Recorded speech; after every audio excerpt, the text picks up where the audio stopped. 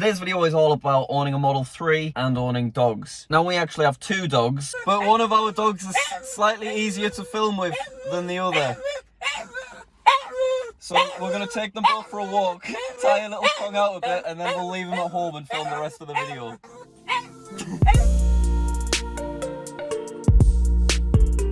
So in this video we're going to go over dog mode, we're going to go over dog seat covers, and we're also going to do some tests with dog mode and how it works with Sentry Mode. So first thing, I've swapped into the passenger seat because I want to show how dog mode works. So all you do is you go onto the aircon area and you change your setting to dog. So it started blowing cold air and you can choose exactly which direction this goes. And if I take the camera from Becky and she gets out of the car, as soon as she closes the door, dog mode activates. My owner will be back soon, don't worry, heater is on and it's set to 20 degrees. And there's a little waggy-tailed dog that stays on screen as well. So now there is no risk that Flossie or myself are going to overheat. And then as soon as she opens the door, dog mode disables. So this is obviously really handy on a hot day, and it's also handy on a cold day because it'll just keep it on whatever temperature you set it to right here. So we had it set to 20, which is just nice and cool. All right, let me show you my dog seat cover. Now, back seats, like the front, they're full of this vegan leather, which obviously if you've got a dog in here, they're gonna scratch it, they could slaver all over it. So I'd say it's pretty essential that you get some kind of dog seat cover. So this is the dog seat cover that I got. I got it from Amazon, £21.99. So I'd say that's a fairly reasonable price because this is a pretty heavy duty one. It's also not just for Tesla Model 3s, it's for any car that's around this size. So if you want one, there is an affiliate link in the description. It's really easy to get on. First thing you just need to do is find these bits because that shows which way around you want it to be. So I'm just gonna kind of shove it in, and then all you do is you hook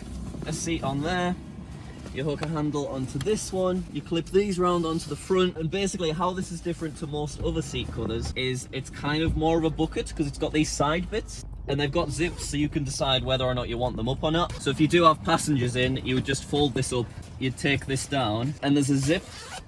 So if I had one passenger and I had a dog, I could protect the nice doors, but I could still have a passenger sat here. Obviously it's not as nice as the vegan leather, but I'd say if you've got the Model 3, these are essential because the door just has this really nice kind of suede velvet thing, and you really don't want dogs to be touching anywhere near that because they're really going to ruin it. So we're just going to plug Flossie in. Good girl. And when you order it, it does come with little seat belts that clip onto the dog's harness. So you find the original seat belt, clip it on, close up the Velcro so that no muck or dirt can get to it, and then we can clip Flossie to it. Now Flossie's a really, really relaxed dog. She's not going to cause any problems. But when we have Kong in the car, he does jump around, he pushes himself against the door, so this does offer a lot of protection. Obviously I know everyone's situation's different. People have different sized dogs. Some dogs are better in the car than others, but this seat cover does offer a lot of protection. It does basically protect everything but the windows. And look, I'm 6 feet tall and I can comfortably sit in here with Flossie, so even if you've got a bigger dog, they are going to be fine sat in the back. So we also have in the corner of the boot, there's a handy little section down here.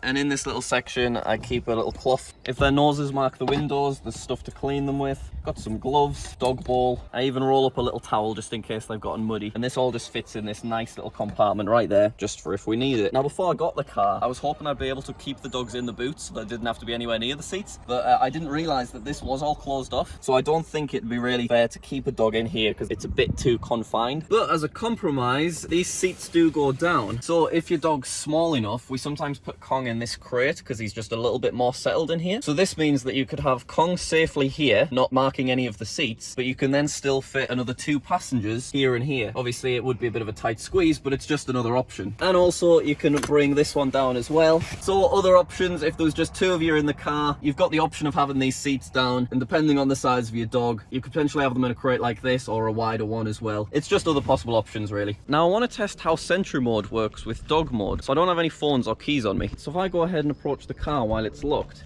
Sentry Mode should engage. Ah, it has not worked. I forgot that my Tesla card was in my pocket, so let me just go give that to Becky. Becky, this is for you. I forgot that I had this and it didn't work. Thanks. What a nice day. Okay, so I've got no keys on me this time, so hopefully Sentry Mode will come on straight away when I get near. Sentry Mode, it's basically a little security thing. Yes, there we go. So if you can see on the screen, basically a scary little camera comes up and it says that it's recording you. This is a feature the car has. Whenever someone gets a bit too near the car, it records them just as a way of deterring them from attempting to break in or attempting to key the car or something like that. But obviously when dog mode's on, the dog mode thing is what takes over the screen. So now I'm going to go unlock the car and I'm going to turn dog mode on and we'll find out if Sentry Mode overrides it, because I'm assuming it wouldn't. Can I just grab my card again, Becky? Thank you very much. So I've never shown you how the card works. Basically, you just put it there and then it unlocks the car and you can get inside. So you might be able to see it says Sentry Mode event, 2 events occurred. So that was me having a little suss about. All right, let's turn on dog mode, close the car. There we go, dog mode is engaged. I apologise that it's a little bit difficult to see. Give Becky my card again. Thanks. Thanks, Becky. And now let's approach again. So it still says my owner will be back soon. I'm like touching the glass a bit. Let's try and unlock the door. Oh, it unlocked. Why did it? Oh, I don't think it ever locked. Let me walk far away so the car locks. You know when the car locks because it does a little beeping sound?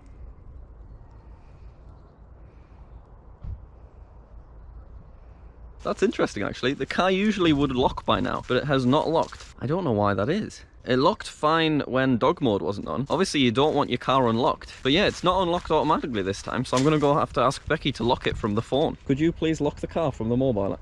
Yeah, of course. God, look how pretty it looks. There we go, she's pressed the lock button. Car has locked. Very strange that it didn't lock automatically on dog mode. Anyway, let's go attempt to break in. My owner will be back soon, so obviously I'm creeping on it.